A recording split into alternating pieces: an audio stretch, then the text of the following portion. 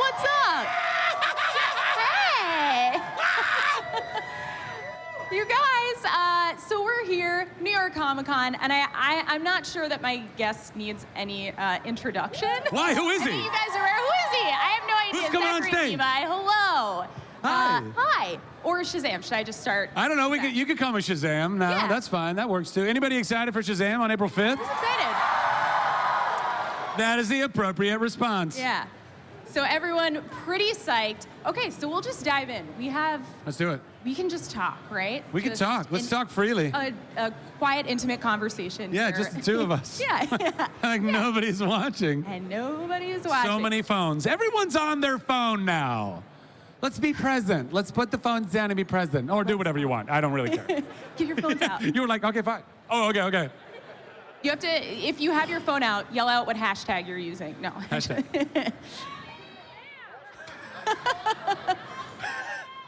Hashtag. I don't even know what you're saying, but I love you. Hashtag daddy, that's what we're going with. Oh, hashtag daddy? Is that That's what I heard. I'll take it. Sold. Okay. All right, what are we talking about? Okay, so we're gonna talk about Shazam, right? Dude, let's talk about Shazam. That's what everyone wants to hear us talk about, right? That's what we're into? Okay. I don't know. I see a lot of Chuck fans out there. I see a lot of those Chuck. Oh, and some Nerd HQ fans down here. Yes, thank you. Anybody? Any Nerd HQers out here? Any Nerd HQ crew? What? I love you guys. I love you. Thor, yes, also Thor. Should I just keep dropping the rest of my resume? Let's just do it. You know, that Alvin and the Chipmunks was a real feather in the cap, too. Anyway. Whoever's got the Let's talk Shazam. Let's do it. Okay. So let's talk, and we'll get there. We'll get to everything. I think we've got time. Well, there's a lot to get to. Okay, so let's just talk. So this movie, you're not playing a kid, but you know. I'm playing myself. You're playing yourself. Exactly. Yeah. Exactly. Yeah. So I'm sure most of you here are all initiated, you know, because you're all proper nerds and you get it. But for all of you, any of you who are uninitiated to the world of Captain Marvel, OG Captain Marvel, now Shazam, OG. Not to be confused with Brie Larson's Captain Marvel, which I'm sure will be a lovely movie, but not my movie. Anyway, so Shazam is essentially Billy Batson, who's 14. He's a foster kid. He's trying to find his family. He's got a heart of gold, like myself. And so this wizard sees in him the potential to be Earth's mightiest mortal, and he gives him the power, the magical power, to say the word Shazam and become me, essentially. So you know, it's like the movie Big meets the movie Superman, and I get to play a 14-year-old, which is very natural for me because I'm a man-child. That's the synopsis. There you go. Oh, beautiful. Here we go. So what was the process like of matching with the actor who plays younger version of you? Did you guys like talk at all, or you know, kind of what was that like? I'm still not even sure what his name is, like actually.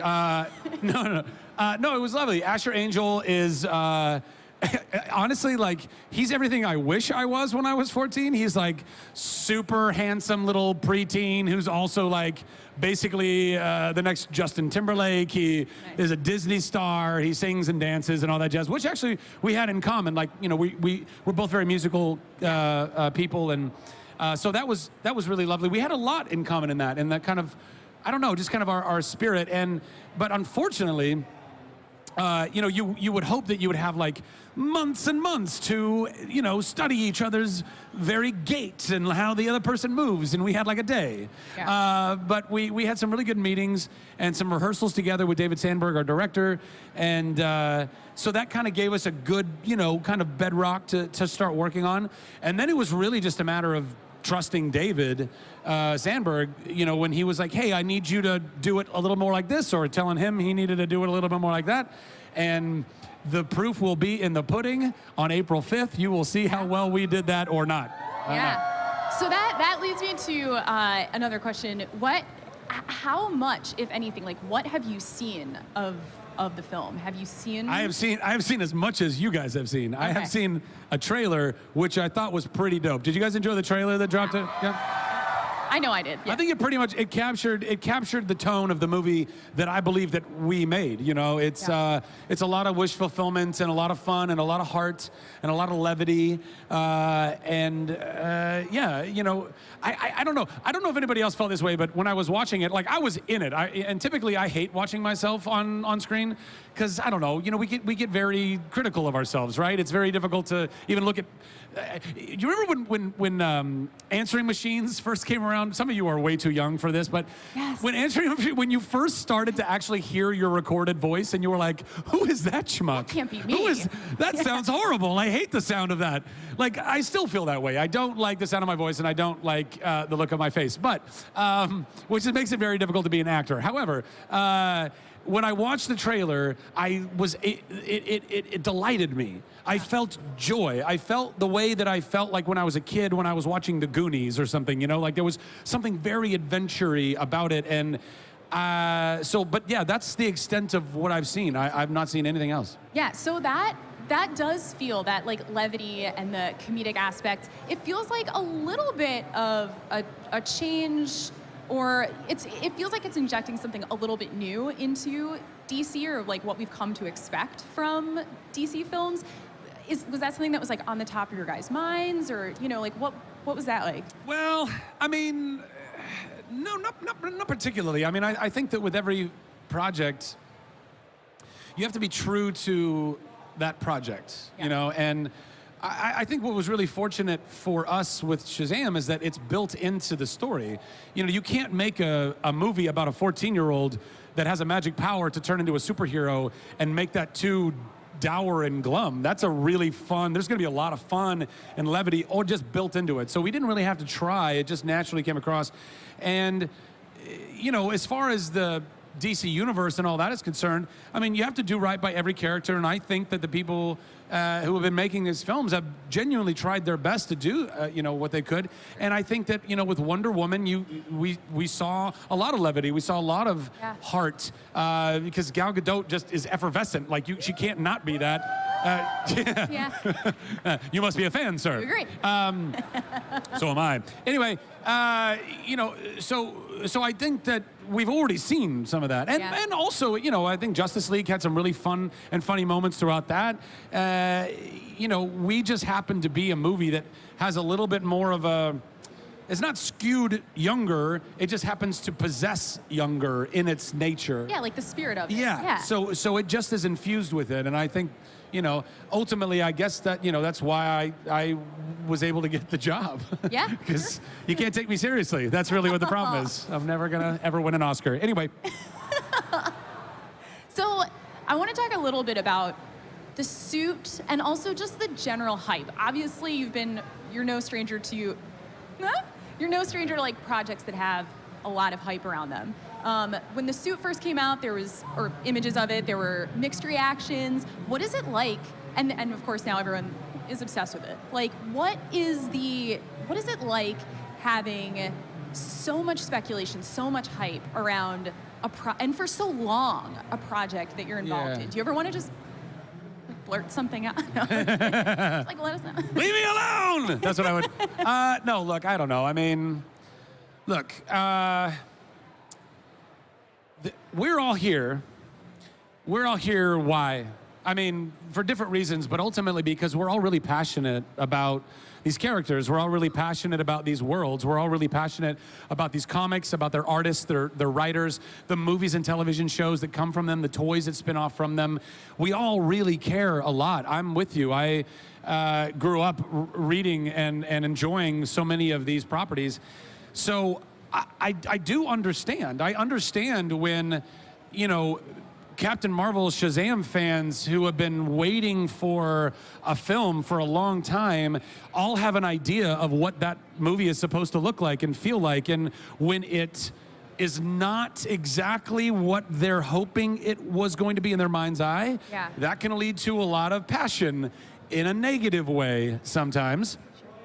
And you can't please everybody, but I have often said I will at least try.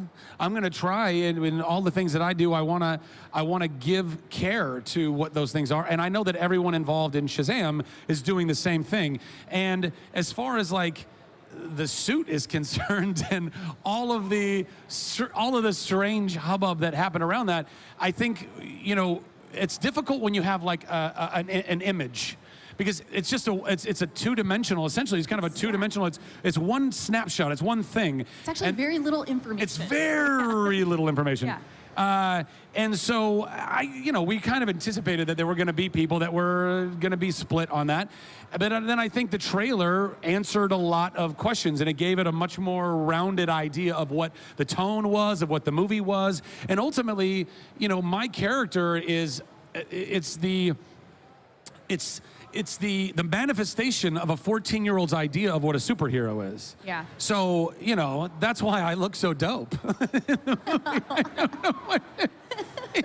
No. Anyway. Yeah. That's the end of that.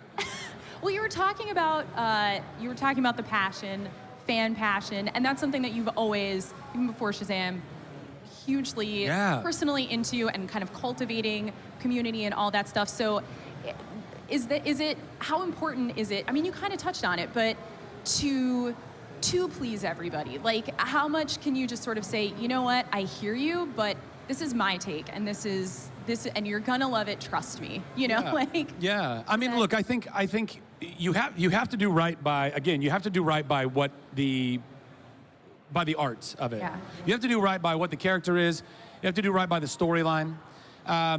But I think that the step that a lot of people miss, and something that I always try to curate with Nerd HQ, was the conversation between the artists and the fans, because there's a lot of questions, and they're valid questions, and there's a lot of concerns, and they can be valid concerns.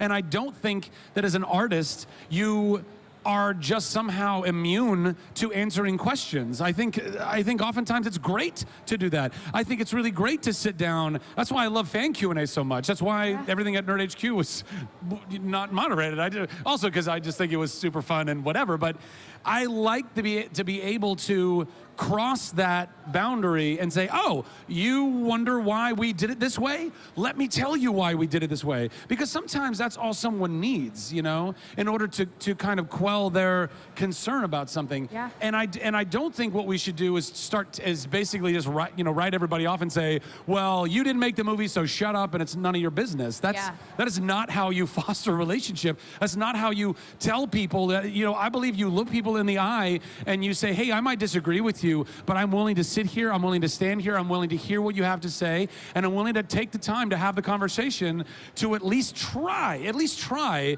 to bridge the gap. And whether that's in, our crazy political world right now, or whether that's literally in Hollywood and making these characters that we love come to life, I think it's worth it. I think you're all worth it. I think it's important to have these conversations.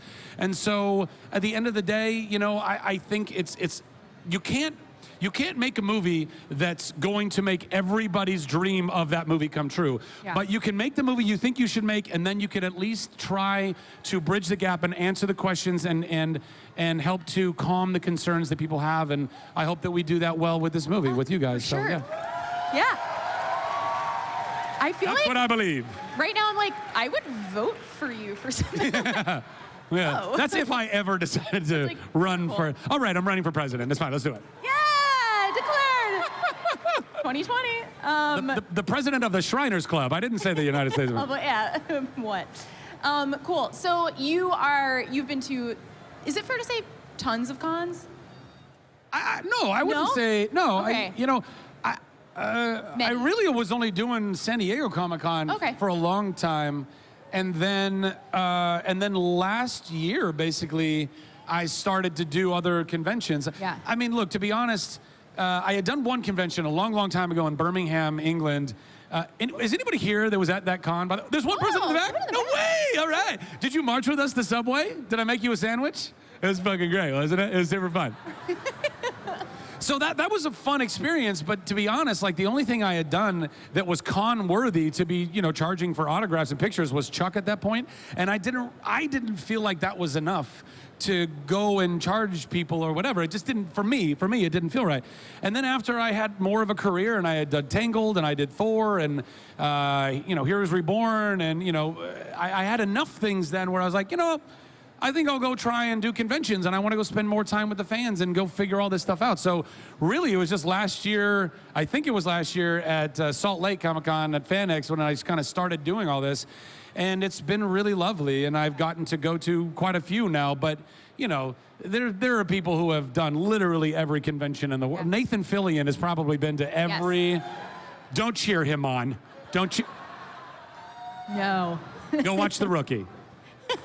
So, you mentioned Tangled. Which is more of a challenge for you to prep for? Something that is super action-heavy, like stunts, actions like Shazam, or something, or a musical? Equally challenging, different? No. Musicals are by far the most intense thing you'd have to prep for. Yeah, because you got to learn all the songs, you got to learn all the choreography, and on top of just all the acting and movement on stage and everything else. Yeah. And it's a really keeping your voice in a place where you can actually sing 8 shows a week. Everyone warned me that had done Broadway prior to me doing Broadway. Without fail, I would tell people, yeah, I'm going to go do a Broadway show. And they're like, yo, 8 shows a week is no joke. 8 shows a week is no joke. The look in their eyes, they get really, it's like, turn back now, turn back while you can. It was super intense. I was like, I got it. So then I did my first Broadway show. And then anytime someone came to me and said, hey, I was thinking about doing Broadway, I was like, it's really intense. It's 8 shows a week. I became one of them. Because it is. It's really no joke. You don't know what that's like until you do it. Like most things, I guess. Yeah. So I would say that's probably the most intense. Although, for Shazam, I mean, I've been in the gym 6 days a week for a year now and eating tons of thank you. I'm still working on it, guys. Listen, I'm trying to get Hemsworth big, okay? I woke up today. I was telling somebody at my table. I woke up today. I was actually I think this is something pertinent to talk about. Because I've been on this real kick. In the last year, I've gone through really intensive therapy and a lot of self-work, and I can't recommend therapy enough.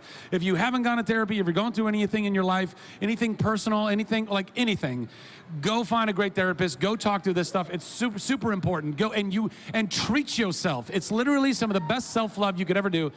And I've been really working through a lot of that stuff.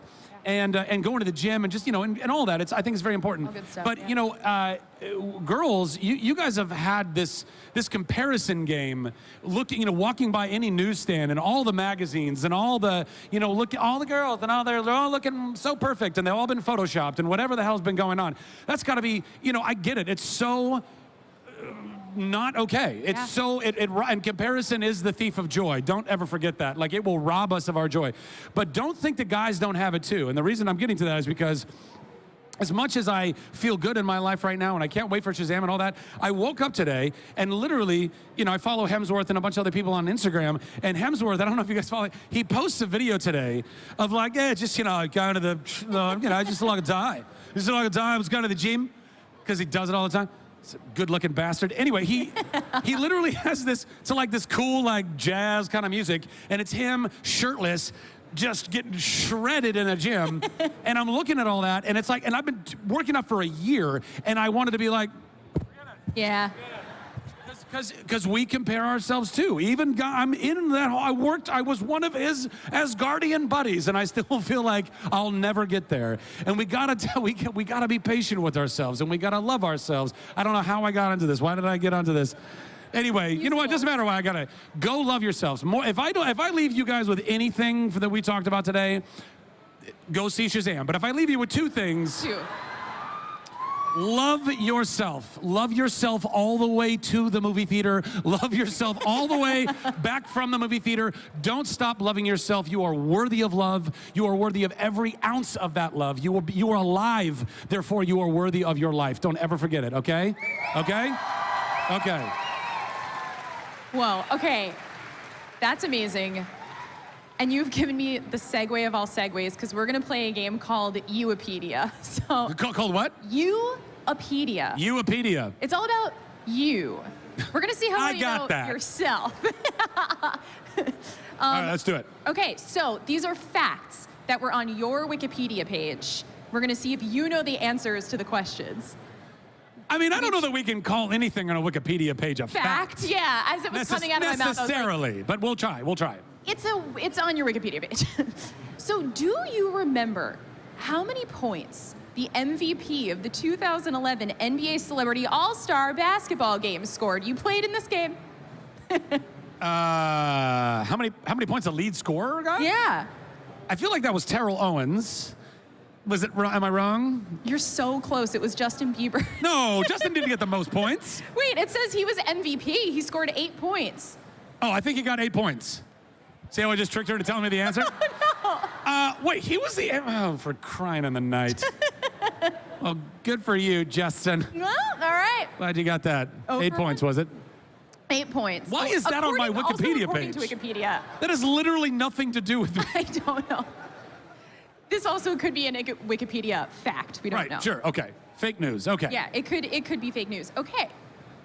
So according to IMDb, It's IMDb, we call it in the business. IMDb. IMDb.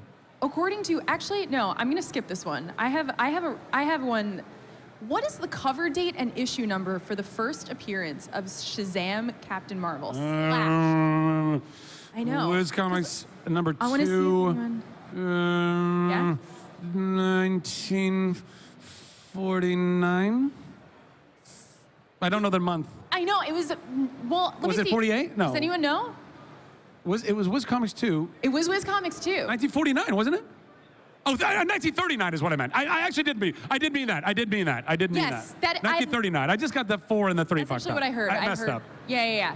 I did mean that. I know that. Okay, so my card says 1940, but again, No, that's I think it's wrong. I know that's wrong. I honestly that's think it's wrong. Yeah, Because we came out, as if I was there when it happened. What if I was? What a reveal. What a scoop. What if I was Dorian Gray? Then I wouldn't have any of this salt right here. That's true. All right, next question. Okay.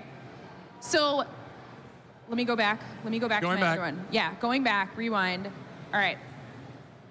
Who was the other guest the second time you did The Tonight Show with Jay Leno? Was that also Justin Bieber? Yes, it was. Oh, wow. Me and Justin are like, our fates are intertwined. Yeah. So, anyway, You he's like my can't escape each bestie. other. Anyway, forget it. Okay. Last one. The answer is going to be Justin Bieber. You know what? I can't say. What's the next question? According to IMDb, who named 2 other cast members of your first credit 2001's untitled Cisco project? Oh, well, Jennifer Morrison was in that with me, and so was Kenan Thompson. Oh. And so was Bob Newhart. Yeah. Guys, it was the weirdest. It was the weirdest pilot. It never was going to see the light of day. They wanted to make like a new Fresh Prince of Bel-Air, essentially. And so, remember Cisco, the thong song Cisco? Oh, yeah. So it was literally Cisco played like a peanut vendor at Camden Yards in Baltimore who like caught a foul ball and started to like save a little girl's life and falls off the railing and is holding on and the cameras get the whole thing. Just stay, it gets better. And so he becomes like this celebrity. And then I play some agent who's, by the way, my character didn't start as his agent. I was first his buddy who was like a doctor, then I was a dentist, and then I became his agent. This is Hollywood for you. And then he and his cousin, who played by Kenan Thompson, moved to LA because Hollywood wants to give him a TV deal. So Cisco, the peanut vendor from Camden Yards, ends up in a sitcom with Bob Newhart playing himself in a sitcom. Guys, it was so meta. How did it not end up on television? I don't know what to say. It was crazy. I would watch it. Okay, so I believe if I'm keeping track, which I'm not, 4-4. I think I got all those correct. Absolutely. Yeah. Well, thank you so much for talking with us. Everybody, like you were saying, Shazam, go see it, vote, and I'm gonna say, vote for Zach 2020, president of the Shriners. And go vote and be voters and go and be involved in this country and be involved in making the world a better place. God bless you guys. Thank you so much. I love you. Bye. Thank you.